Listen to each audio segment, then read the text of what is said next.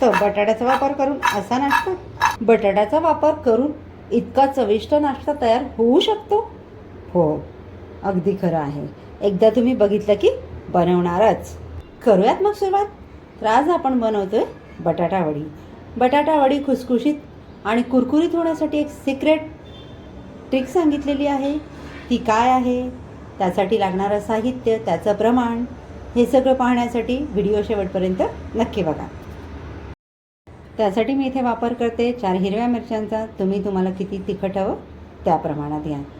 4 लसणाच्या पाकळ्या, अर्धा इंच आल्याचा तुकडा आणि कोथिंबीर याची आपल्याला मिक्सरला पेस्ट करून घ्यायची आहे. इथे मी एक मध्यम आकाराचा बटाटा घेतलेला आहे.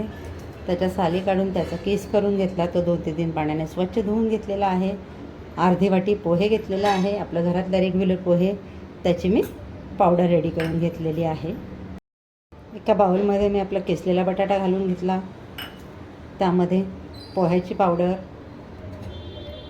पाव चमचा हळद, अर्धा चमचा लाल मिरची पावडर, अर्धा चमचा जिरे पावडर, अर्धा चमचा धणे पावडर आणि यामध्ये आपण ॲड करतो आहे 1 वाटी चण्याचं पीठ.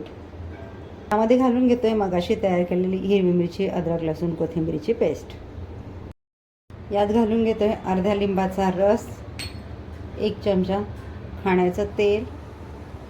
यात आपल्याला मिक्स करून घ्यायचं आहे. यामध्ये पाणी आत्ता नाही घालायचं. हे पीठ सगळं मिक्स करायचं. गरज वाटली तर आपल्याला यामध्ये पाणी ॲड करायचं आहे. यामध्ये घालतो आहे चवीनुसार मीठ. मगाशी मी विसरले. आपल्याला याचा एक छान डो तयार करून घ्यायचा आहे. वडी आपली खुसखुशीत आणि कुरकुरीत होण्यासाठी आपण एक सिक्रेट इथे वापरणार होतो, ते म्हणजे पोह्याची पावडर. पोह्याची पावडर याच्यामध्ये वापरली ना, आपली वडी अगदी छान खुसखुशीत आणि कुरकुरीत होते. ती वेगळी आणण्याची गरज नाही. घरचं रेग्युलर पोहे तुम्ही मिक्सरला लावून त्याची पावडर बनवा, ती वापरा. या पद्धतीने मी छान घट्टसर याचा गोळा मळून घेतलेला आहे. तर इथे एक प्लेट घेतली आहे, त्यामध्ये थोडं तेल घालून घेतलं आहे. प्लेटला व्यवस्थित आपल्याला तेल लावून घ्यायचं आहे. आपला तयार गोळा आपल्याला घ्यायचा आहे आणि प्लेटमध्ये छान एकसारखा त्याला पसरवून घ्यायचा आहे. या पद्धतीने सर्व मिश्रण आपल्याला प्लेटमध्ये एकसारखं पसरवून घ्यायचं आहे. गॅसवर मी एका कढईमध्ये पाणी गरम करायला ठेवून घेतलेलं आहे. पाण्याला आपला छान उकळ आलेला आहे. त्यामध्ये मी एक स्टँड ठेवलेला आहे. तर यावर आपल्याला आपली ही प्लेट ठेवून घ्यायची आहे. यावर झाकण ठेवून गॅसची फ्लेम फुल करून आपल्याला हे 8 ते 10 मिनटं छान वाफवून घ्यायचं आहे. 7 ते 8 मिनटं आपली इथे झालेली आहेत. आता बघूयात आपण.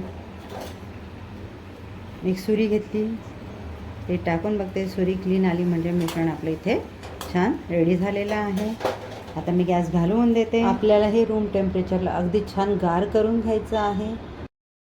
रूम टेम्परेचरला आपलं हे छान गार झालेलं आहे. आता आपण याच्या वड्या पाडून घेऊयात. तुम्हाला हव्या त्या आकाराच्या पाडून घ्या. मी अगदी छान छोट्या छोट्या चौकोनी आकाराच्या इथे वड्या बनवून घेते. इथे वड्या आपल्या कट करून झालेल्या आहेत. अगदी इझिली प्लेटमधून निघत आहेत. या पद्धतीने जाडीशा आपण वड्या ठेवलेल्या आहेत. अगदी सहज हाताने देखील आपण त्यांना काढू शकतो. या तुम्ही अशा देखील खाऊ शकता. चवीला खूप छान लागतात. किंवा डीप फ्राय करून देखील खाऊ शकता. कढईत तेल छान गरम करून घेतलेलं आहे. त्यामध्ये आता आपण आपल्या वड्या सोडून घेऊयात. तेल छान गरम करून घेतलं. वड्या तेलात सोड्यापर्यंत गॅसची फ्लेम मी फुल ठेवली. आता गॅसची फ्लेम मी मीडियम केलेली आहे आणि छान कुरकुरीत होईपर्यंत आपल्याला वड्या तळून घ्यायच्या आहेत. आमच्या लहानपणी आजी आमच्यासाठी असं काहीतरी वेगवेगळे प्रकार बनवायची. ही तिच्याच किचनमधली एक आठवण आहे माझ्यासाठी. तुम्हीही एकदा नक्की बनवून बघा. चवीला खूप छान होतात. तुम्हाला जर अशा छान छान युनिक आणि सहज सोप्या पद्धतीने बनवलेल्या रेसिपीज बघायला आवडत असतील तर राजनाथ किचनच्या व्हिडिओजला लाईक करा, चॅनलला सबस्क्राईब करा, व्हिडिओ फ्रेंड सर्कलमध्ये शेअर करा.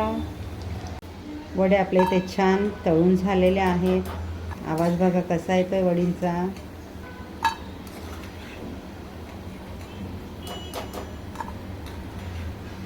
वड्या आपल्या तळून झालेल्या आहे. आवाज बघा कसा खणखणीत येतो आहे.